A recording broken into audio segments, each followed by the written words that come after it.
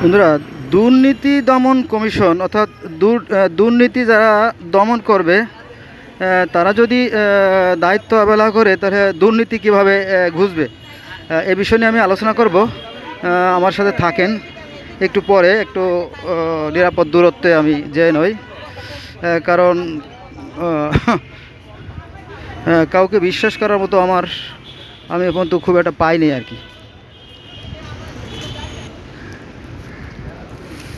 বন্ধুরা, আমি ভিডিওর শুরুতে কোনো কথা বলতে পারি নাই, কারণ ভিডিওর শুরুতে কথা বললে হয়তো সমস্যা হতে পারে। আমার মোবাইলটা কেড়ে নিয়ে হয়তো আমার ভিডিওটা ডিলিট করে দিতে পারে। আমি এই জন্য দুদকের ভিতরে অর্থাৎ যিনি জনসংযোগ এর দায়িত্বে আছে, ওনার রুম থেকে আমি ভিডিও শুরু করছিলাম আর কি। সুন্দর করে দেখাতে পারিনি। এই যে দেখছেন না, এই যে আপনার যে ঠিকানা, তো এখানে আমি গত 7/2 অর্থাৎ ফেব্রুয়ারি মাসের 7 তারিখে 2024 সালে একটা অভিযোগ করছিলাম। এটা ছিল অনেক মারাত্মক একটা অভিযোগ। এটা 7 জন পুলিশের বিরুদ্ধে। দেখেন, এখানে 7 জন পুলিশের অভিযোগ আছে এখানে, আর কি 7 জন। কিন্তু অত্যন্ত পরিতাপের বিষয় হলেও সত্য যে প্রধানমন্ত্রী শেখ হাসিনার বাড়িও গোপালগঞ্জ, আমার বাড়িও গোপালগঞ্জ, কিন্তু শেখ হাসিনা থাকা সত্ত্বেও আমার কোনো 5 পয়সার উপকার হয়, অর্থাৎ আমি কোনো হেল্প পাই নাই, আমি কোনো আইনের কোনো সহযোগিতা পাই নাই, আমাকে হেল্প করে নাই। আমি বারবার হয়রানি হয়েছে আর কি।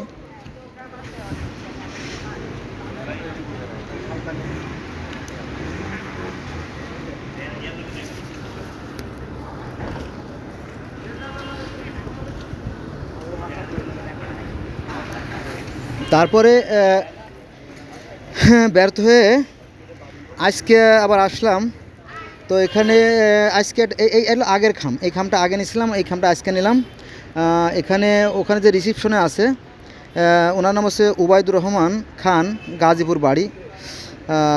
আজকে হলো 28/4/2024 আমি লিখে রাখছি। আজকে আবার নতুন করে অভিযোগ দিলাম।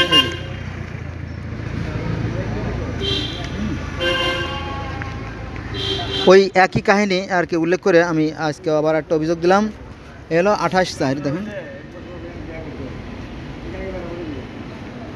আজকে 28/4/2025। আজকে হলো রবিবার। আর এই যে আপনার ফেব্রুয়ারি মাসের 7 তারিখ, কী তারিখ ছিল আমি জানি না, মনে নাই আর কি। তো এই পুলিশ হেডকোয়ার্টারেও আমি অভিযোগ করছিলাম। আমার অভিযোগের মূল উদ্দেশ্য ছিল পুলিশের দুর্নীতি। দেখেন, এটা ছিল মূলত পুলিশের দুর্নীতির অভিযোগ। এটা ওই যে সেই স্পষ্ট দেখা যাচ্ছে, এটা হচ্ছে 7/2/2024।